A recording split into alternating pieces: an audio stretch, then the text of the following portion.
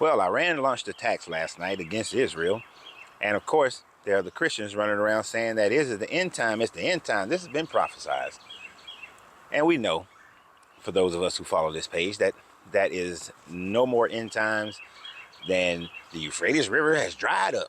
And to which we know it has not dried up. So, as I was going through the rabbit hole of looking at this situation between Iran retaliating against Israel, for them claiming that Israel bombed their embassy bombed their embassy and killed 2 of their generals, it was interesting at the responses of many of the people, in the comments of many of the people who were talking about this. Many talking about it was the end times. There were those who were saying pray for Israel. There were those who say pray for Palestinians. There were those who were saying about time, just all over the map. And I was wondering, why is this so much all over the map? Now, I could easily just say that, well, the people who support Israel, are the ones who read the Bible, believe in the Bible, and they love those verses in the Bible that says that if you pray for Israel, if you support Israel, if you are good to Israel, then God will be good to you, and God will bless you if you bless Israel. And many Christians are caught up into those kinds of notions, which is why they will support Israel, although Israel is violating many of the Geneva Conventions, which is to bomb, target civilian areas, attacking non-combatants, things of that nature. But of course, there's also the whole promise of Abraham. So Christians seem to support it. But when I was digging through the rabbit hole and I saw that American support of Israel is diminishing greatly from what it used to be a year ago, because I went through about 15, 16 different reports, and it's diminishing. And I started wondering, well, why is it diminishing? Shouldn't all the Christians be supporting this? Now, if I was just speaking, when I looked at reports that dealt with political agendas or political parties, the overwhelming majority of Republicans support Israel. The Democrats were very much different, though. In the Democratic situation, you had the overwhelming support of Israel by Democrats who are 55 years and older, whereas those who supported more of the Palestinian cause were Democrats who were 18 to 35. And I found this aspect of it interesting because then looking at other reports, it is very well documented that the 18 to 34 age group, and I meant to say 18 to 34 on the other one, 18 to 34 age group are the primary ones who are considered to be non-religious or unchurched or have left religion in its totality. So therefore, it is no wonder that they do not have this affinity for Israel, because they don't believe in its Bible. Like many of us, they don't believe in the Bible. So there is no bless Israel and God will bless you type of swerve that is going on in their mind, or pressure that they have to abide by. The promise of Abraham is invalid to them because there is no promise of Abraham. They do not have a right to this land simply because it's written in a book that was promised to a man but not written down until thousands of years after it supposedly happened. So I started to understand why this support of Israel is going down in America. Of course, when I looked at statistics concerning the Muslim population, I was surprised. The overwhelming majority of Muslims support Palestine, plain and simple. But also about 69% of Muslims support the idea of providing aid to both Israel and Palestine.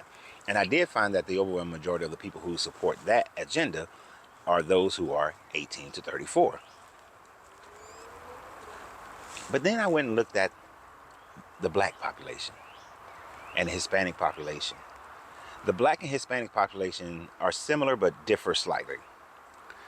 You do have more support of the Hispanic population towards Israel, whereas you do still have more support of the black population, but those numbers are going down drastically in the black population. You see, black people struggle with two things when it comes to dealing with Israel. You put a face up there of the Israelite over there in Israel running the government. You put Bibi's face up there. You put his ministers up there, of war, and all these other people up there. And they look very much like this. And then you put the pictures up of the Palestinians, and they look like this. And with black Americans going through all the racial profiling, the police brutality, the killing of unarmed black people in recent years, and just what our mothers and fathers, like I'm 52, so what my mother and father went through with Jim Crow, it is too reminiscent. It is too close to seeing those who look more Caucasian genociding those who look more black. So therefore, it creates a little issue in the back of their mind. And that little issue also is fighting against bless Israel and God will bless you. The promise of Abraham, Isaac, and Jacob. I'm Christian. I'm supposed to bless Israel, supposed to be for Israel. It never dawns on them that the Arabs are reading that same thing from the Old Testament of bless Israel and God will bless you, yet they're smart enough to realize that's some bullshit. Or it's just because they're Islamic, their belief, and they are saying that, hey, we own this land. You cannot just come and take this land. We're not just going to give you this land simply because of what's written in your book, because we have our own book. And regardless of what people try to say, Allah and Yahweh are not the same God. They are very different, very distinctive God. And certainly the Christian God differs from all three. So they're not actually worshiping the same God. But Americans are wavering on this support of Israel, mainly because the new generation, the 18 to 34 year olds, and the black population and the Hispanic population are looking at this through slightly different lenses, not slightly, great different lenses than the average Caucasian American, which is causing for the support of Israel to dwindle. I estimate that if this becomes a bigger war, meaning that Iran has said that if America or Israel retaliates towards Iran, that Iran will come back with a larger retaliation, more forceful retaliation. If this escalates to boots on the ground for Americans, and Biden, even though I'm not a supporter of Biden nor Trump, you probably don't want that, because only the Republicans were in favor of that one. You are going to see a Vietnam type issue in America, where almost half the population in America disagrees with supporting Israel. And if America goes out in full force of supporting Israel in this, you'll probably see a change in presidents, and you'll probably see Trump as the victor, because people who would normally vote Democrat are going to take issue with it. The black and brown people will take issue with it, a large enough portion. And I forgot what the number is, but I think it's like if the Republicans can win 6 or 8% or 10% of the black vote, or keep 6 or 8 or 10% of the black vote from voting, then from the normal voting numbers, then they would win.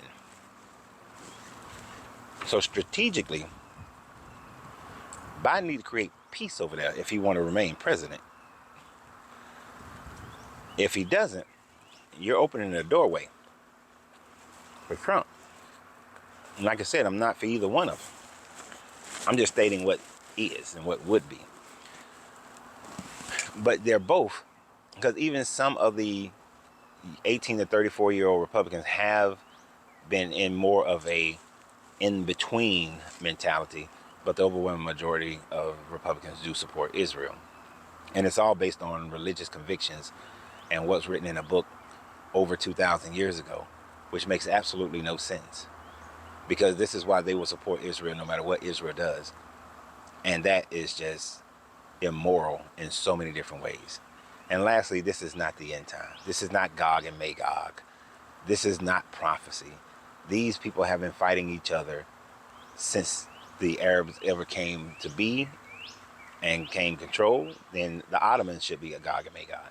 But Gog and Magog actually speaks of the Scythians way back in the day, which is who they were writing about, because they thought that Nero was going to come back with the Scythians and retake the Roman Empire and persecute Christians. It's not a prophecy for today. So get over yourself. But y'all have a great day. And remember always, you have to free yourself to be yourself, because your greatness is non-negotiable. Good journey, good vibration.